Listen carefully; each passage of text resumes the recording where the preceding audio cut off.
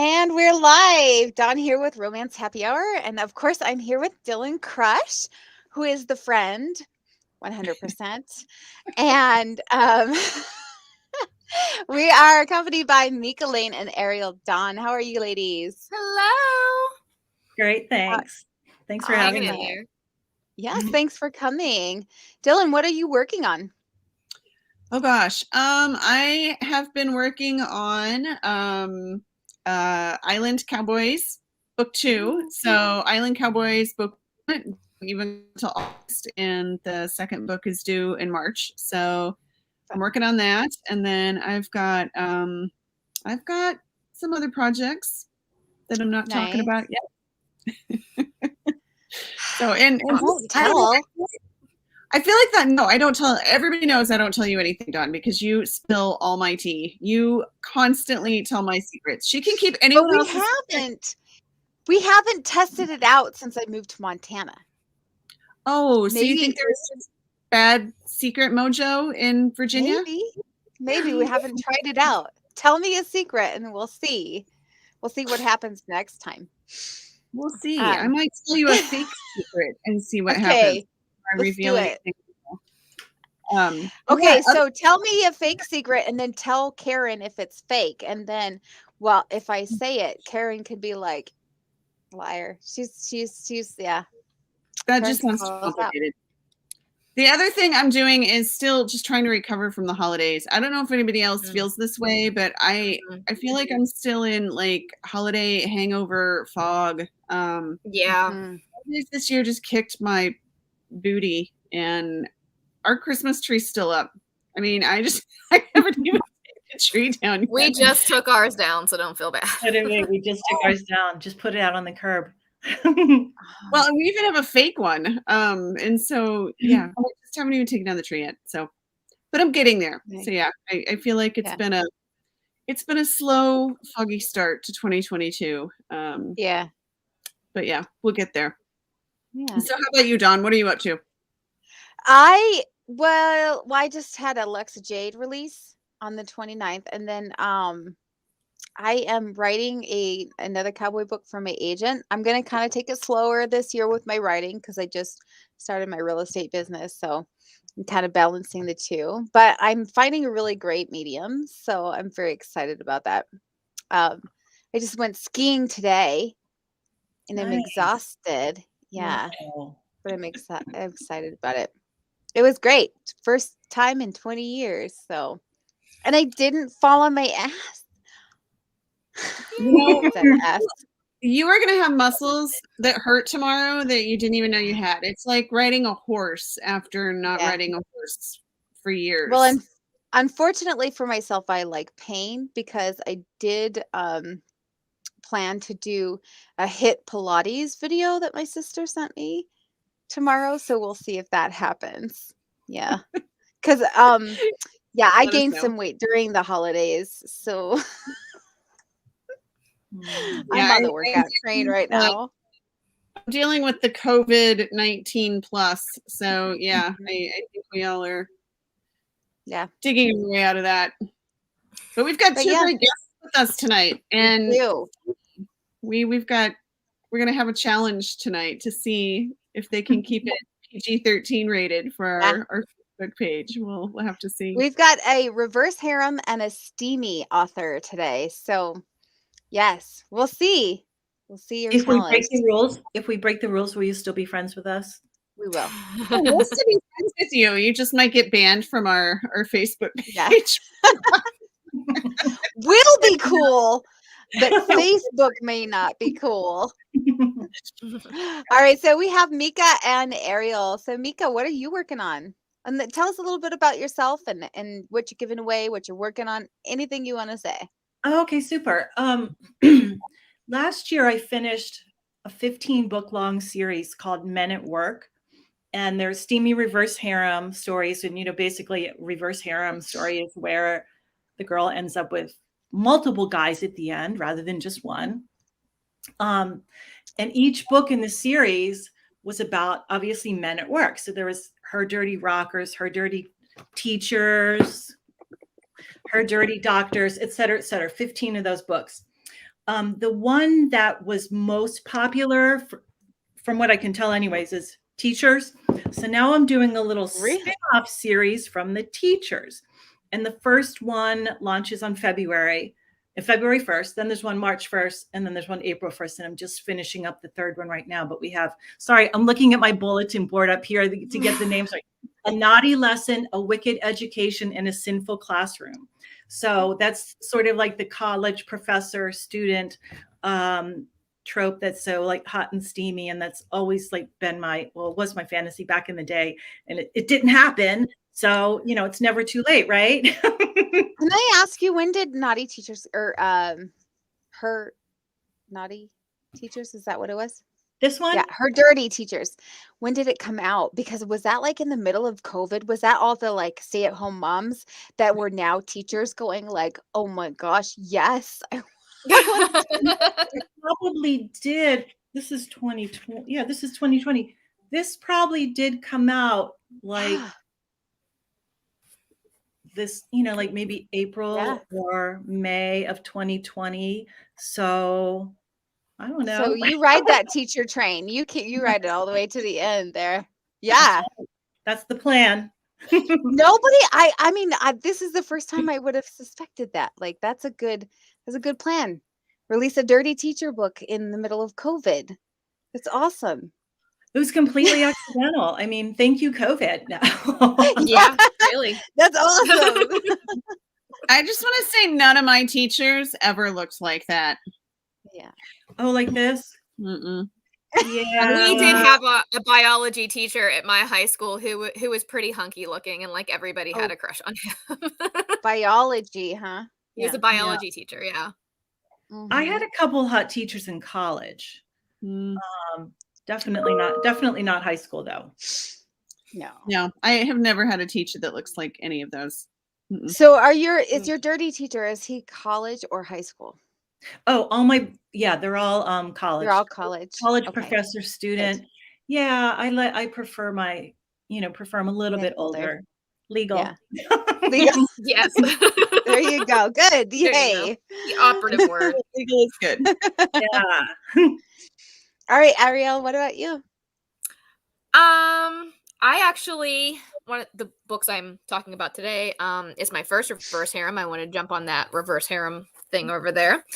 I kind of started writing in 2020, so I'm still kind of a newbie, I guess you could say. But this last year has just been like a really wild roller coaster. I wrote my first book, obviously during lockdown when everybody was kind of home and just chilling. And then I wrote the sequel to it. And somewhere in the middle, I figured it was going to be a series. So I am in the middle of the series right now. There's 7 books total, and 4 books are currently out. And that is the Forevermore series, which is a genre blended series of interconnected standalones. So you can read them by themselves, or you can read them as a whole series. And I typically write paranormal romance, urban fantasy, and now reverse harem, which my first reverse harem is actually written with another author, and that is Quell T. Fox. And this year, I don't have a bulletin board to look at just yet with all my releases. I'm trying to keep them all in my head. It's a little crazy. But I'm currently working on a shared world series. It is the speed dating with the denizens of the underworld series. And I have 3 goddesses that I am working on right now. So I have a manuscript due probably in a couple weeks for Hades. And I also will be writing Hecate and Orion. So that is what I'm currently working on, as well as a couple other books for my young adult pen name that I am launching this year. So a lot of stuff. Wow. Awesome. That sounds a lot of fun. Yeah, fun. Yeah. Yeah, I see a lot of all people right, shall that didn't have teachers that look like that either. Just FYI. Yeah. Oh, that's why the trying books are to so think. popular, right? Yeah. Because you gotta like envision the teacher. You gotta. It's a rarity. It's a unicorn. Right. What were you gonna say, Ariel? I'm sorry, I cut you off. No, I wasn't going to say anything. I was just nodding in agreement. Like, All right. Well, shall we get to Mika? Mika, you agreed to be our first victim, right? Yeah, Just kidding. I'm just going to read you like a little bit out of here Okay. that I think kind of covers the gist of the book, and it's my favorite part of the book. So awesome. If you need to set it up, go ahead. Feel free to take the time to set it up, whatever you need to do. I think it's pretty self-explanatory. Like, I think when I start reading, you'll know what's going on right away. Okay. Awesome. So if you guys are ready. Yep, I'll pop you up. There you go. All right, cool. There might be a few swear words, so I'll try and beep myself out. Beep myself out. Okay, here we go. Wow, Zin was right. This is turning into quite the good night, Godiva said when she got back to the dressing room that all the girls shared. She opened the little purse she took on stage for the tips she got at the end of a performance. The bills, mostly 10s and 20s, had been stuffed so tight inside that half came flying out, scattering all over the floor. I bent to help her pick up her cash, returning a small stack to her. Jesus, maybe I should consider taking it all off. It seemed that dancing in your birthday suit earned a shit ton more tips than what I got for keeping my stuff concealed. But that was fine. I preferred a minimum of coverage. If it cost me, I was okay with that. Godiva rushed to put her street clothes on to get home to her little boy. I had a few minutes to kill before I was due on stage. Hey, she said excitedly, tomorrow's the big day, huh? Ugh, she had to bring that up. I took a deep breath and nodded. Yep, should be interesting. She put a hand on my shoulder and squeezed, her blue eyes a little more tired now that she'd removed her false eyelashes and heavy makeup. You're going to knock them dead, I know it. You're at least as smart as all the other people who'll be in your classes. Yeah. Your words to God's ears, I laughed. Sadie, the girl on after me, sat up at the dressing table opposite, finishing her own makeup. Oh my God, Senna, that's right. You're starting college tomorrow, aren't you? She jumped to her feet and gave me a hug, which I half-heartedly returned. I wasn't a hugger. But I did appreciate the sentiment. For the most part, the other dancers I worked with, particularly Godiva, had become like family. I'd never had such loyal, supportive friends in my life. And they were honestly, truly happy that I was starting at Wilshire University tomorrow. I was also pretty damn thrilled, as well as mildly terrified. Hey, Senna, you're on, Zin said, poking her head into the dressing room. I popped to my feet as fast as my stripper heels would let me, powdered my face one more time, and headed for the door. Senna, if you could do me a favor, I'd appreciate it, Zin said as she walked me to the stage. Another favor, Zin? I teased. She ignored my sarcasm. There's a special guest, a tall blonde man in a black polo who's here for his birthday. His buddies asked that you give him a little extra special attention. A tall blonde man in a black polo? Oh yeah, I'd be happy to show him a nice birthday. No problem there. Okay, Zin, but now you owe me double. I fake grunted. You shouldn't need to know I was thrilled to dance for the object of Godiva's and my earlier affection. I sauntered out to the stage and grabbed the pole, not so much to writhe on, but to use as a kind of starting point. I nodded at the DJ, who began to blast one of my favorite songs to dance to, Cherry Pie by Warrant. At Club V, we got to choose our own music. Godiva stuck mostly with Beyonce and Rihanna, but I was a rock and roll girl, and that's what I danced to. The songs I chose were such a departure from what everyone else picked that when my music came on, it woke everyone up. And that included the table with the handsome blonde man. I shimmied my way over the stage, being sure to use all the real estate the small platform provided, then danced to the edge of it. After some bumping and grinding, I did my signature dismount, which was essentially a forward somersault off the stage where I landed upright on my feet. Yep, I did that shit in my stripper heels. I gyrated around the audience for a minute or two, being sure to make lasting eye contact across the room with the birthday boy, to let him know he was in for something special. He smiled back shyly, something that always got my motor revving. The cocky guys who sat back and made you work for their lousy $1 tips, they could pound sand. But the modest ones who also showed a degree of respect, well, those guys made my heart go pitter-patter. By the time I got to birthday boy's table, I'd been flirting with him from a distance for a good 10 minutes. He'd be nice and warmed up, possibly sporting a big heart on, and wondering why I'd singled him out. It was now time for him to receive my full attention and a birthday he wouldn't forget anytime soon. But there was a problem. Shit. At closer examination, there were 2 blonde men in black polo shirts at the table. But I wasn't going to break the spell by asking any questions, so I randomly chose. And of course, I chose the one Godiva and I had been checking out. I started by shaking my ass in his face, then moved to sitting on his lap. I removed his glasses and ran my hands through his already messy hair. When his friends started hooting and hollering, I knew I'd found the right guy. He kept his hands to himself, as per the club rules, but I put on a little show, touching and rubbing on him all I wanted. His blonde hair was soft and smelled of clean, basic shampoo. My hands found his hard chest and biceps, and he easily supported me when I bounced on and off his lap. And his gaze was glued to mine the entire time. In fact, it made me kind of nervous. That never happened. All too soon, my last song came on. I discreetly looked over at the DJ, who nodded, my signal to wrap things up. I handed my new friend back his glasses. Happy birthday, I whispered in his ear, then skipped back up the stage for my final bow. That's when the money came. I grabbed the small purse I'd left by the stripper pole, excuse me, and began to scoop up the bills thrown on stage by our happy customers.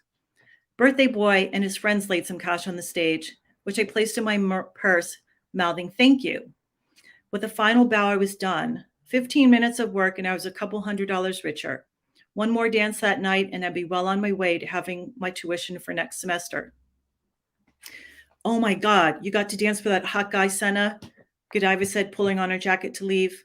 I know, right? I gushed, still catching my breath. He smelled so good. She gave me a kiss on the cheek. Good luck tomorrow, sweetie. Call me when you get a break. I want to hear all about it. For a moment, it broke my heart that Godiva wasn't joining me in my college adventure. She was at least as smart as I was, and I knew she didn't want to dance forever.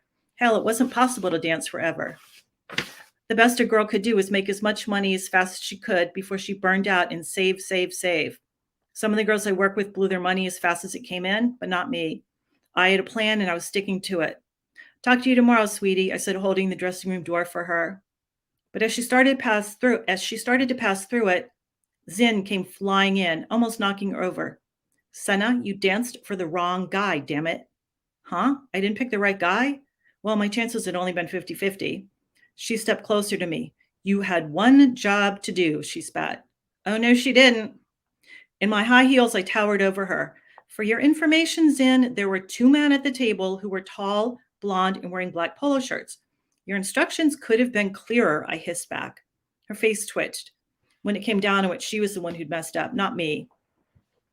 Sadie, heading to the door for her dance, patted Zin on the back and said, don't feel bad. I'm sure he still had a good birthday. Zin glared at us all, turned on her heel and left. Godiva laughed and took off. With time to kill before my next dance, I reviewed the first day's class schedule. I studied the campus map, circling each of the buildings where my classes were to be held, and I was pretty sure I could find my way around without any major mishaps. I could always hit up another student for directions, but I'd been warned during orientation that a favorite trick was to send lost freshmen in the wrong direction. It was supposed to be funny, but it would piss me off. My first class, freshman English, was in Hobart Hall. Scrolling through the list of faculty, I looked through my professor. When I got to and through the instructor for the 8 a.m. class I'd registered for and saw my teacher, I dropped my phone on the floor. My mouth also went dry, and a gulp of water did no good. I messed up my lipstick for nothing. Shit, where was Godiva when I needed her? The dressing room door opened. Had she come back, perhaps because she'd forgotten something? But it was Sadie, returning from her dance. Hey, you're up soon, honey. Zin told me to get you. Yeah, okay, I muttered, hand over my mouth. I was going to be sick. Senna, are you okay? Are you nervous about school tomorrow or something? You look awfully pale all of a sudden. I'm really sorry I couldn't take that extra shift tonight and that you got stuck with it. She babbled on while I picked up my phone and looked at the English faculty again. The dude I'd just given the special dance, he was my English professor. Hobart Hall, 8 a.m. tomorrow morning. Oh my gosh. Awesome. Yeah. Thanks. Love it. Thank you. Yes. Great hook to end on. It was so much fun to write this. Like the girl, the kind of the fish out of water girl, is going to college and she's not like the other kids, and she's kind of scrappy and obviously working as a stripper. And this was really like one of my favorite books ever to write. So thank you for letting me read from it. I love hearing it. Yeah. Well, we did put out the call for questions, and we got several, so we can go ahead and do a couple of them now. Should I just grab them, or do you want to? No, I'll pop them up here. So Karen is always up for the challenge of questions. Yeah. And I don't know if she's numbering them now. Here we go. She wants to know what's the best way to market your books. So we'll handle that one first. And I know, Mika, you just read, so why don't you answer first? But we want to hear from both of you. So, all right, cool. I don't know if there's one best way to market books. There's a huge variety of activities you have to undertake, including, things like this, because you reach different readers in different places. So, Facebook takeovers, newsletters, ads. I mean, there's just a ton of stuff you have to do, which, keeps us busy. So there's that. And then what did I edit out of my last book? I don't really edit a lot out. Like I write pretty clean. In fact, when I do my revisions, I'm really usually like adding content rather than taking stuff out. So yeah. So that's how I do it. What about you, Ariel? I kind of have to touch on what Mika said about there being so many different avenues of marketing your books, that I kind of have to agree. I don't think it's narrowed down to just one. I think it just depends on what kind of book you're writing, what, your genre it is. And like she said, where your readers are. There's takeovers, there's podcasts, there's lives, there's TikTok, ads, Twitter, Instagram, all of that factors into marketing your books. And I do all of them, and I'm sure many authors do. So I can't really say which one's best or better. And what did I edit out of my last book? I kind of have to also go in the same line where I tend to add more things later, rather than subtract. But there are things that, that do get cut just for time's sake. I think there was a scene in one of my Forevermore books that I cut, and it was in one of the ones that's coming up, which is called In the Garden, which is book 5. And there was a scene, I'm pretty sure, between my main FMC, Eden, and her love interest that was actually kind of like a really romantic scene, but I had to kind of cut it down just a little bit because I felt like I was saying the same thing a couple different ways, and I hate having to do that. But one way that I get through that is I have a separate document when I'm writing, and I call it the cloud of scenes. And if it's anything that gets cut or that I don't know where to place, I put it in that cloud of scenes. And sometimes I use it later for another book, or I use it, to inspire something else that, I'm trying to get that emotion or that feeling across. So just because it gets cut out of the book doesn't mean it always gets cut. It might just make its way in somewhere else. That's really awesome. I like that. So yeah, because I feel like every time I have to cut something, it kind of takes a little piece of me away from it. I don't know if you guys feel the same way, but it does to me. I hate cutting scenes, but sometimes it's absolutely necessary, and you're just damn it. Yeah, all right, I'll cut you, but I don't know what I want to save you for, but I want to save you for something else. I love your cloud of scenes idea. That's really thank you. Awesome. Yeah, I might steal that, FYI. Because I just call mine extra bits, but I think that your name for that is better. Cloud of scenes. Yep. I was gonna say though, one thing that I think is one of the best ways to market our books and how other people pick up books. I think when they've done surveys and stuff, the number one way that people pick up a new book is word of mouth. So, for anybody watching, if you have read a book that you absolutely loved, oh my gosh, please tell your friends. Oh, and I am always from us. Yeah. I am always that person too, like my author friends, their books that I love, or like, just stuff that people have given me. I'm always like, oh, you need to read this book, like all the time. Yeah. I think word of mouth is always like, no matter how many ads we do or takeovers or anything, I think word of mouth is always the best way. So throw that out there. I'm going to add for Karen, because I know she's like budding as an author, is newsletters. Like newsletters and newsletter swaps for Karen specifically, because I think that would be great for her. But that's a good point. Yeah. And Linda wants to know, what are common traps for aspiring writers? Is it traps or tropes? It says traps. It says traps. Linda, did you mean tropes or traps? What would common tropes be? I don't know. Like there's so many.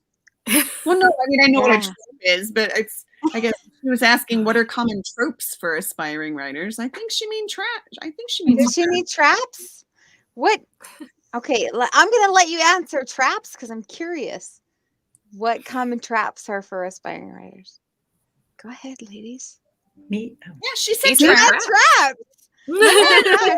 Yes, Dawn, you just, you're on this side tonight. You just, I just charge of the question over here. I'll be over here.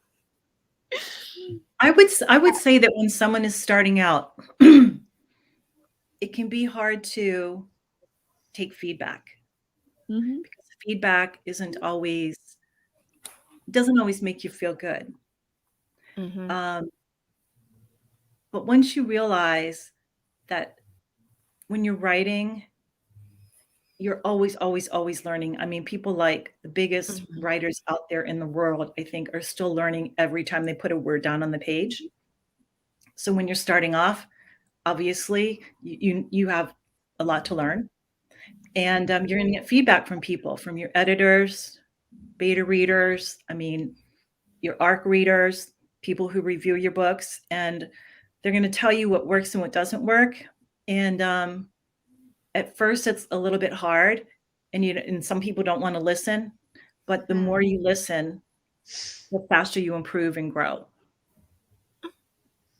And I think I'm going to add to that. I'm sorry.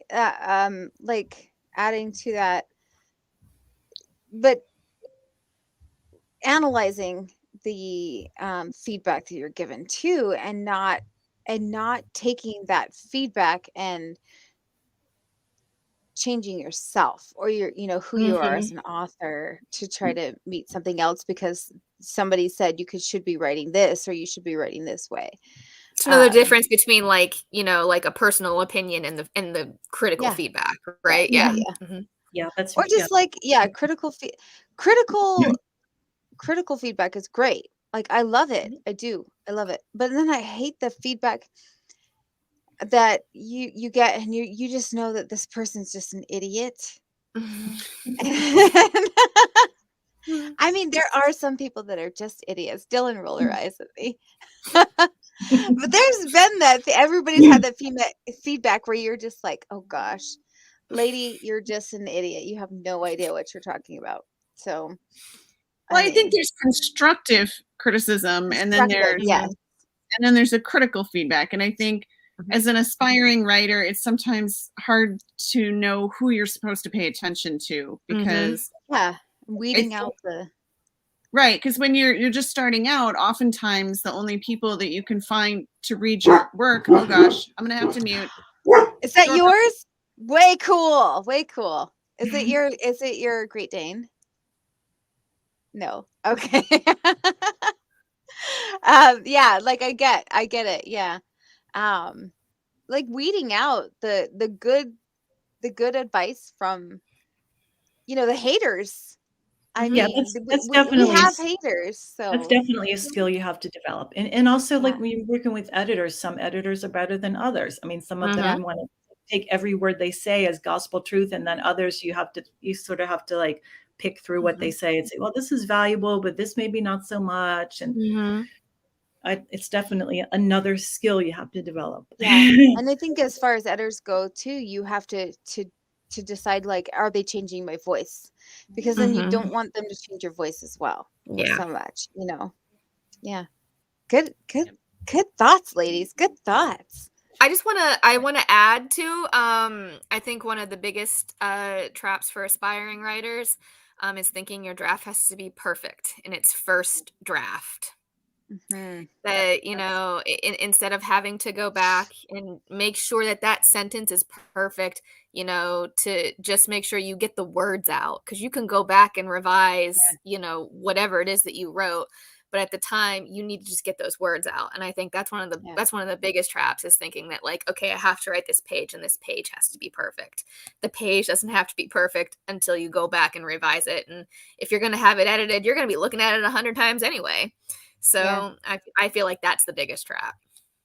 And I think it's Catherine Nolan, and she literally, like, she'll do a revision and then she'll go back and do another revision, but it ends up being whole other books. Like, she just does, she does it several times like that. And then it was Debbie Maycumber that told me at my very first meeting with RWA ever that she thought that there were 3 different authors. There was the natural born, or the storyteller, who has those stories in their head, and they're always going to put them down on paper because they always have stories to tell. And then there's the natural writer, who is good at grammar, good at storytelling, and just kind of gets it out there. And then there's the but she said natural grammarists tend to be so focused on that perfect sheet, like you said, that they can't get past their book because they keep the editing technical it. aspect of it. Yeah. And you have to like teach yourself how to be that natural writer, the book storyteller and the grammarist. So all right, I feel like we could probably spend an entire show talking about the craft. The craft. Aspiring writers. But in the interest of time, let's go on. We've got another one from Karen, and then we want to make sure we have time for Ariel to read. So let's see, one more from Karen. What part of the book did you have the hardest time writing? And I know that for every book, it's probably different. So how about just answer about the books that you're reading from tonight? Okay.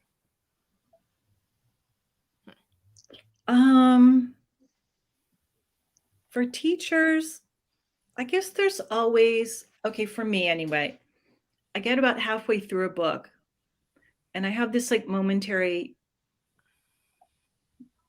boredom with it, I guess I could say.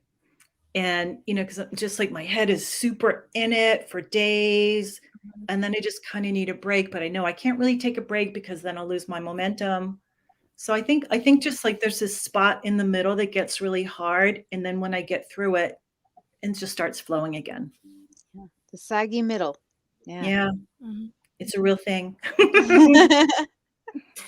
I think for me with this book, I'm trying to get it in the frame there, Hollow Sunrise, that I wrote with my co-author Quality Fox. This was the first reverse harem I ever wrote, and it was the first steamy book I ever wrote. So when I started writing and I wrote the Forevermore series, I wasn't necessarily, I don't want to say that I was uncomfortable writing steamy sex scenes, but I wasn't confident in myself, I think, as a writer writing that yet. So working with Quell kind of really helped bring me out of my shell in that aspect. And the hardest part for me was in this reverse harem, the first book, was writing, I think it was a sex scene between 3 people. And I went from 0 to, Yeah.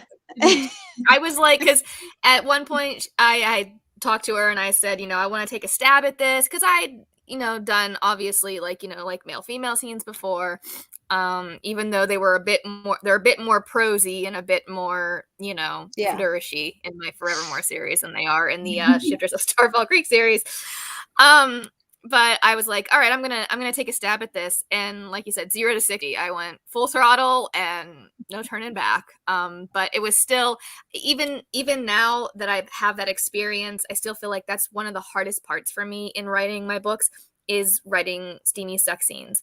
Not necessarily that I think that I'm bad at it, but I never know if it's good. Like, I don't know if other people reading it are gonna think that it's good, because I think it's good. That might be a whole other thing, but I do still have some issues with that with myself. Even the other day, I just sent some chapters to somebody. I was like, "Can you read this and make sure their dialogue doesn't sound boring?" She was like, "This sounds good. This sounds hot." I'm like, "Really?"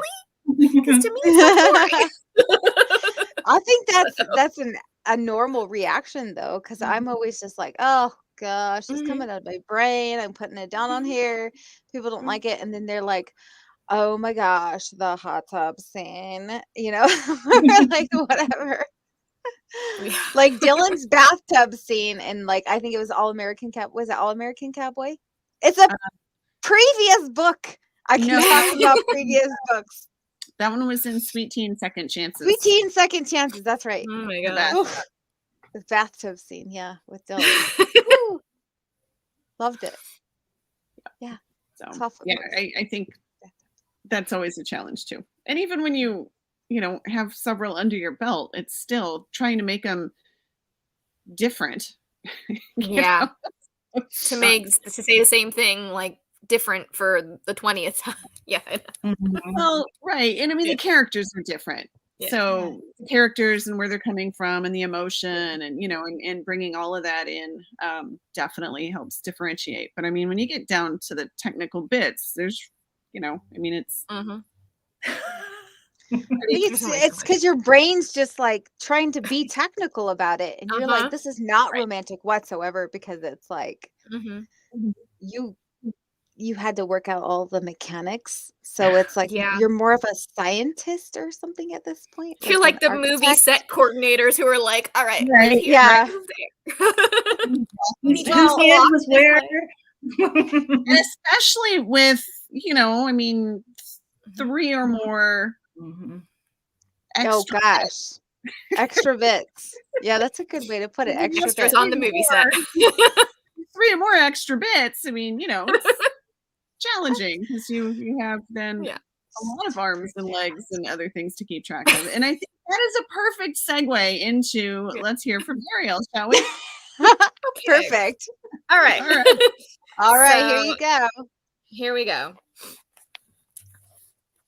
I'd grown up away from the human world, but that didn't mean I was clueless. Some things transcend all species, and this is one of those things. People talk about animal magnetism or feeling drawn to a person, but none of that even comes close to being able to describe the absolute serenity that I feel throughout my entire being when Reverie Jacobs kisses me. Butterflies and sugar rush indeed. I can't contain the soft moan that escapes my lips. My internal temperature rises, and the blanket around us turns into a pocket full of steam in more ways than one. I pull him closer, thankful there is nothing to obstruct us this time. Rev falls into me haphazardly, and I can feel his lips turning up in a smile as his tongue breaches my lips, slowly, sweetly, deliberately, not like last time. My brain feels hazy again, and I forget where we are. I forget everything around me that doesn't have to do with this one divine thing. Ahem! The sound of Dustin coughing alerts me. I feel my cheeks redden immediately, and Rev pulls away, a look of real fear on his face. I think it's time we go for a supply run. Dustin's face shows no emotion, cold as always. Then go for a supply run. I stare him down with a knowing smirk. Let him get an eyeful. Drive the knife deeper. Jade, his voice rises, darkening. Get to the car now, he growls. I want to protest, but the wolf inside me responds on a much more primal level, and I cannot fight her. He may not be my alpha yet, not until Dad steps down and passes the proverbial torch with a full-blown ceremony, but my wolf knows the command of an alpha wolf all the same. I regrettably leave Rev's side, snarling at Dustin on my way out. He looks more than pleased at my wordless exit. I slide down the rope and power walk away from the clubhouse, Dustin not far behind me. After we've walked a few miles, he finally speaks. "What the hell was that back there?" he growls. Exactly what it looked like. I walk faster, nearly running from this conversation. God, I can smell him on you and it's pissing me off. I turn around, glaring at him. Good. I'm glad. It's my sole desire in life to piss you off. I come up to the car and try to open the door, but it is locked. Unlock the door. I'll unlock the door when I feel like it. Dustin leans into my space, and the wolf inside me wants to submit, but it also feels cornered, like it wants to run or attack, but the human in me wants to fight. You can't just order me around like I'm your property. You're not my alpha yet, I snarl, yanking on the door handle again. And Reverie isn't a wolf yet either. He's still a human, Jade. You know the rules about mixing with humans. His eyes glow bright blue like the sky, and he leans his arm out, bracing himself against the side of the car, the motion showcasing his defined muscles straining against his black-fitted shirt. Unlock this door or let me go. I lean closer to him, our lips only inches away from one another.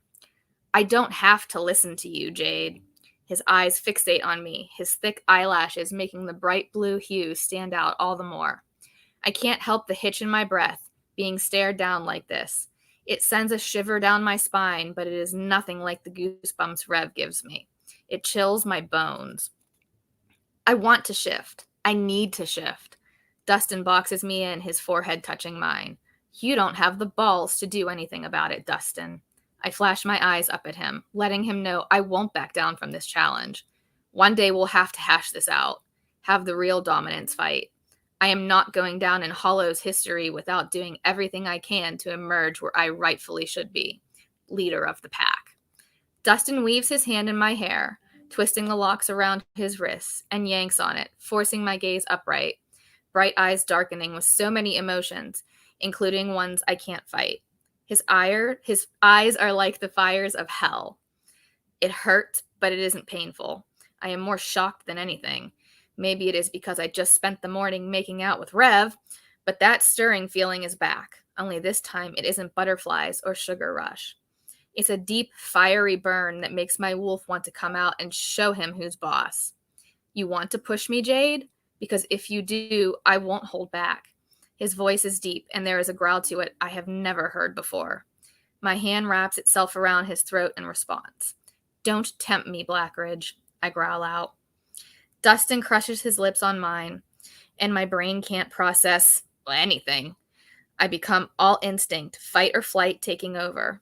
The wolf inside of me lets out a growl as I tighten my grip around his neck, feeling the pulse underneath my fingertips. This isn't like kissing Rev. Reverie kissed me with wonder, and dare I say love, even though I know rightfully that idea is crazy. I've only known the man for 48 hours after all. But Dustin kisses me like he owns me, hands roving down my spine, eliciting tiny trails of fire in its wake, and finally my brain remembers where we are and who he is.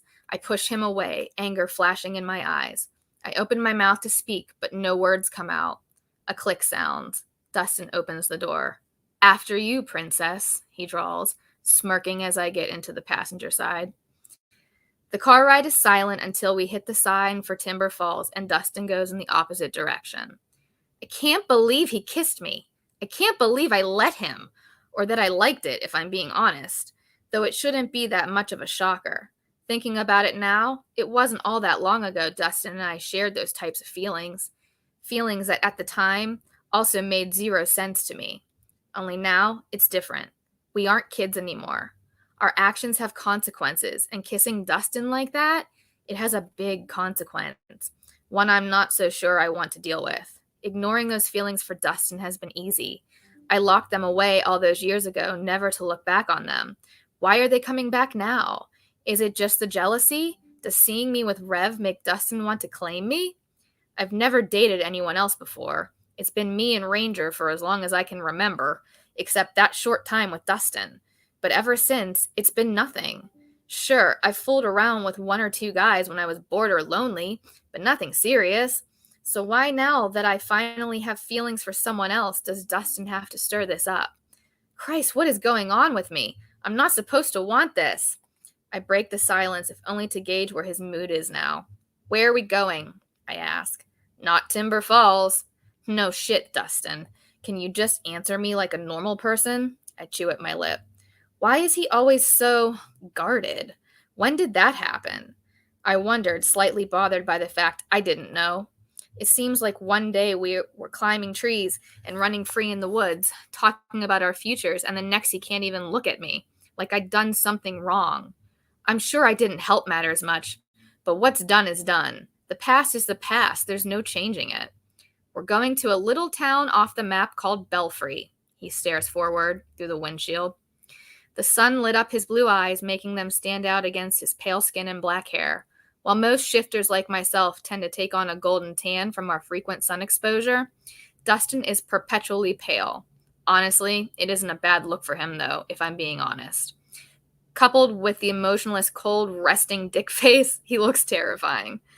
Every bit the alpha wolf he was born to be. What's in Belfry, I ask, trying to make the silence less awkward. Nothing that Reverie Jacobs has touched. I roll my eyes. Drama queen.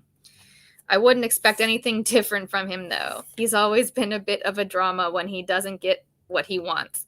I bite back the smile, keeping my laughter in check. Dustin is jealous. Part of me wants to use this against him, hit him where it hurts. Another part likes it. I hate admitting it. But I like knowing Dustin is bothered by someone else touching me. It's just too bad he doesn't have a say in what I do. Awesome. Whoops. I love the resting D face. I'm not gonna say it, but I love that. That was like funny. Yeah, she's awesome. Got some sassiness to her. Yeah, for sure. It sounds like it'd be fun to write her. I love writing Jade. So with that, I'm going to ask you both, before Dylann gets into her questions, is who is your favorite heroine to write in any of your books? What was the question? Who was your favorite heroine to write in any of your books? Oh gosh, that's such a tough one, because it's like picking a favorite kid, right? Like, how can you pick? But I'd have to say it's probably a toss-up between Jade from Hollow's Sunrise from the Shifters of Starfall Creek series, and Ava Crowley from my Forevermore series, and more recently the Ava Crowley Vampire Slayer series that is the spin-off of the Forevermore series. They're both kind of similar. There's obvious differences, but they're both very snarky, very sassy, very tough kind of individuals. Jade is more of an ambitious, determined character, and I've had so much fun writing her. She wants to be the alpha of the pack, and Ava is a vampire slayer, and she knows she's good at it. She knows that this is what she's supposed to do, and she's another take no prisoner, type of person, but they're both still very vulnerable, and they have flaws, and they don't do everything right. They don't react right all the time, but they never let that stop them. So I would say probably those two are my favorite that I've written. I've never really been good at writing snark. I feel like if I did, people would hate my heroine. I think there's a fine line. Yeah. Because it is a very fine line. When people are too harsh or too critical, they come across as slightly unlikable. So you'll see that in the Shifters of Starfall Creek series, mostly in Hollow Sunrise. Jade can come off as a little, but once you get to know her, obviously she's not really like that. But well, and too, when you are writing characters that maybe have that kind of attitude about them, as readers get to know them, I mean, usually there's a good reason that they're like that. Yes. And it has to do with their wound or how they've been hurt or something like that. And so I mean, as an author, I mean, I think our characters, they can pretty much, I don't want to say get away with, but I mean, you can justify a lot of bad behaviors for good reasons. If they have a good reason for doing it, or if there's something about them that makes them the way they are, you know, if it's a believable reason that feels So authentic, genuine, I think. my question then is like, where in the book do you show your reader that reason? In the beginning or in the end? Because if it's in the end, like it's too late for the reader to like them. So Dylann, I'm going to give this one to you. Where do you, in your book, do you give that reasoning?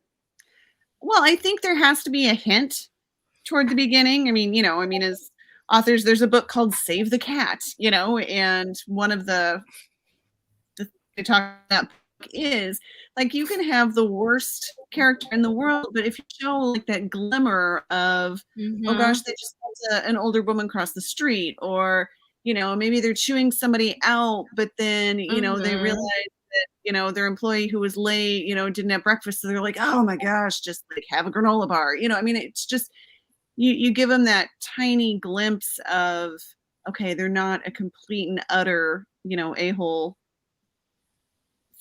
the whole time. So I think if you give them something, and it can be something just tiny little, but just show that, you know, I mean, there is someone, a good person underneath all of that. And a lot of times it's a defense mechanism for especially a heroine that comes across as being, you know, tough because maybe she's been taken advantage of before or whatever. But I don't know if either one of you have a better answer for that or have a response to that.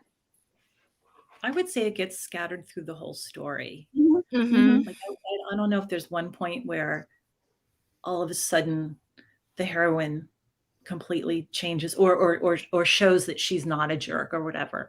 I feel like sprinkle it through. You get like little inklings here and there. Yeah. But in a lot, I mean, I don't know if you read much of bully romance. It's pretty hot. I mean, bully romance, some of them, I don't ever see that until I can't get into it. I haven't been able to get into it. I maybe I just haven't found the right one yet, but I just haven't been able to get into that. That's okay. Sorry, I mean, I think when I write my characters that maybe are harder characters or you know, come across more gruff and grumpy, you know, and stuff. You know, I always try to show like a little glimpse just so the reader knows, like, okay, you know, maybe they're 99%. It's okay. There's a reason for their stone cold heart. You'll love Dustin then. Good Lord. Yeah.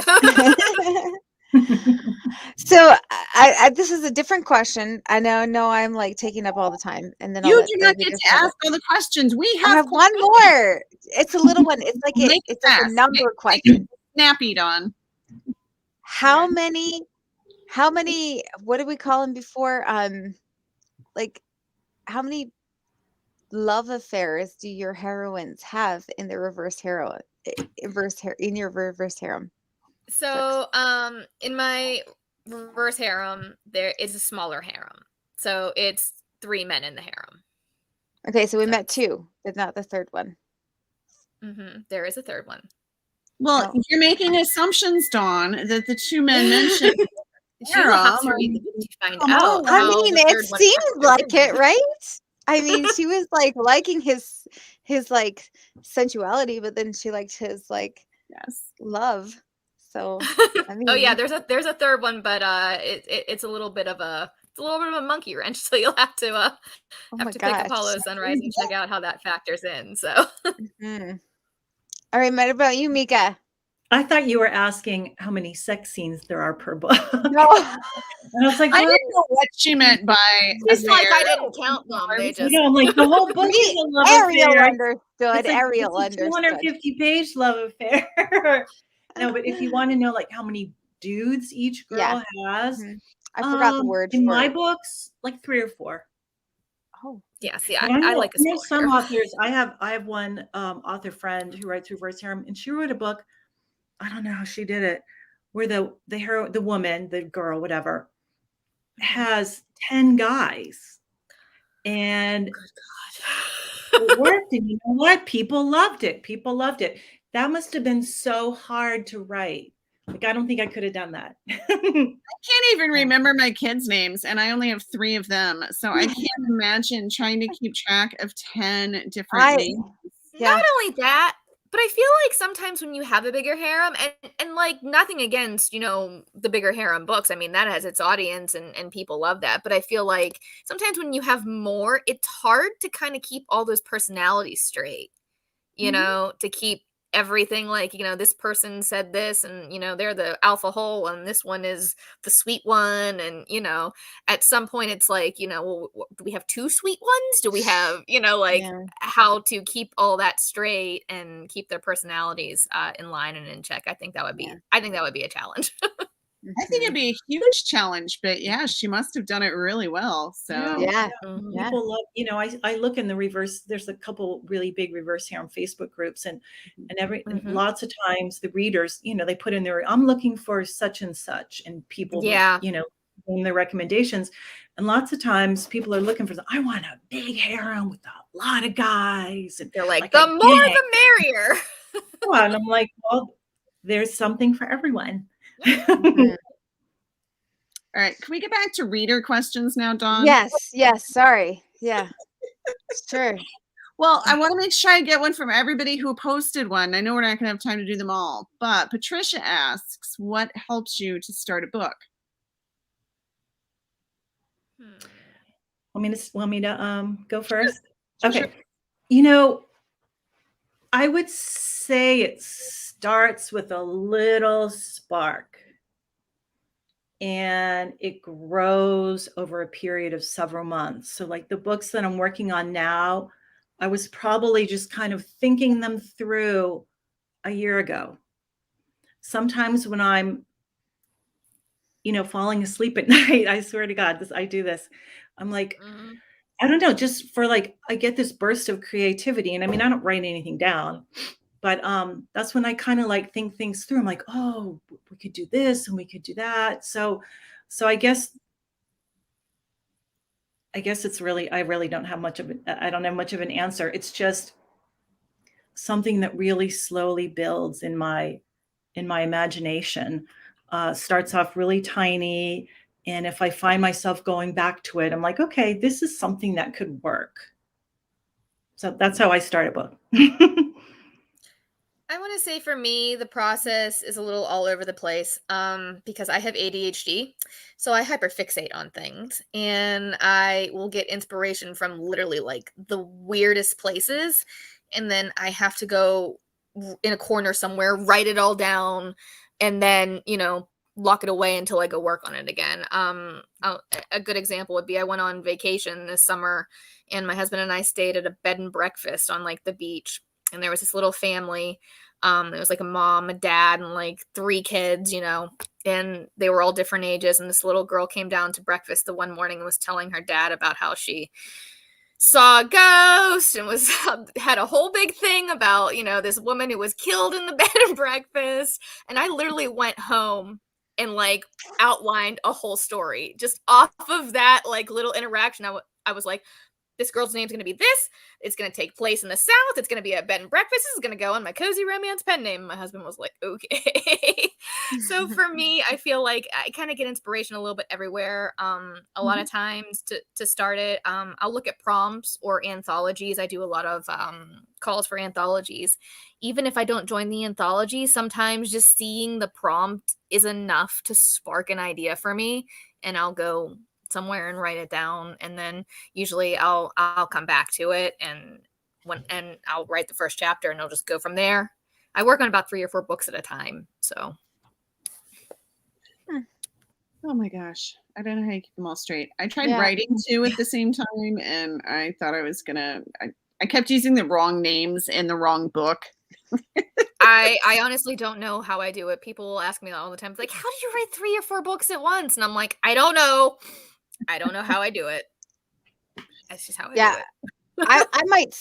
I might have 3 or 4 like started, and maybe once in a while I'll like put a paragraph or 2, but I have to like focus on one book and get it done, or I just stress and get anxiety over the fact that I'm working on this book when this book is the one that needs to be done, so I can't imagine doing 2 at once. I can start more than 2. I'm writing 3 currently. So I'll be in, like, this morning I was working in Hades, and then tonight I'll be working on a book that's going to an editor, over the weekend, and I started the first chapter in the night, which is Forevermore, book 6. So yeah. I know for some people it helps. I mean, for creativity and stuff, because they don't want to be working on the same thing. It helps to switch things up. Yeah. So, and I think that's one of the really cool things about being an author is there is no, one right way to do anything. And if it works for you and, I mean, then that's how you do it. So that's so cool. We've got one more. I thought this would be a good one to close on. If you did not write, what would you do for work? Besides, find a harem to support you. Oh, I wish. I still work. So I still work. I have a day job. So if the goal is to eventually get to the point with my writing where I can quit my day job. So when that happens, I'll let you know. But if you didn't write at all, what would you do? If I didn't write at all, what would you want to do? I'm an artistic person. And before I started writing, I have always had some type of creative endeavor. For a while, it was photography. So I would say probably if I wasn't like writing at all, I'd probably still be doing some type of creative thing, whether it be photography or whether it be digital art of some sort, working in a museum, something artsy.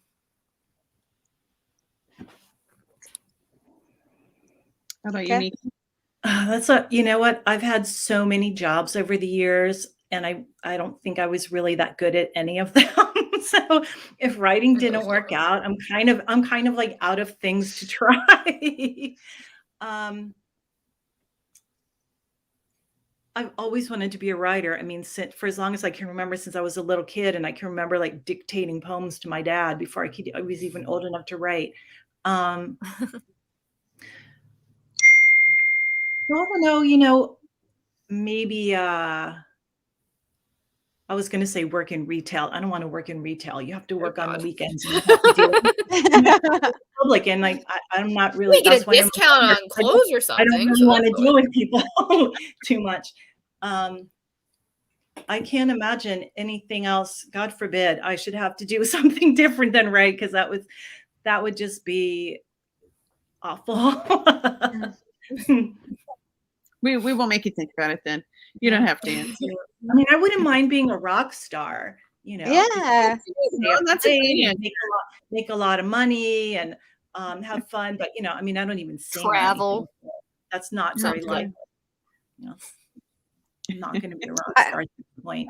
Yeah, rock star. I'll just be a millionaire. I mean, that's my job is to be a millionaire. A philanthropist. There you go. Yeah. Travel blogger.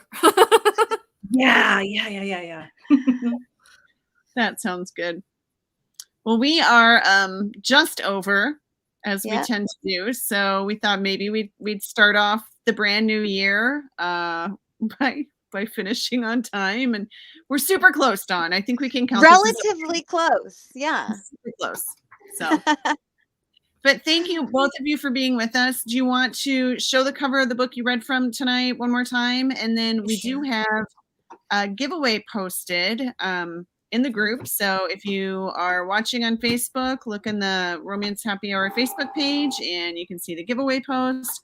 We'll leave that open through Sunday night. So if you haven't had a chance to enter yet to win, I think Mika is giving away a signed paperback, and you are offering international shipping, which is for all of our international readers, that is pretty awesome.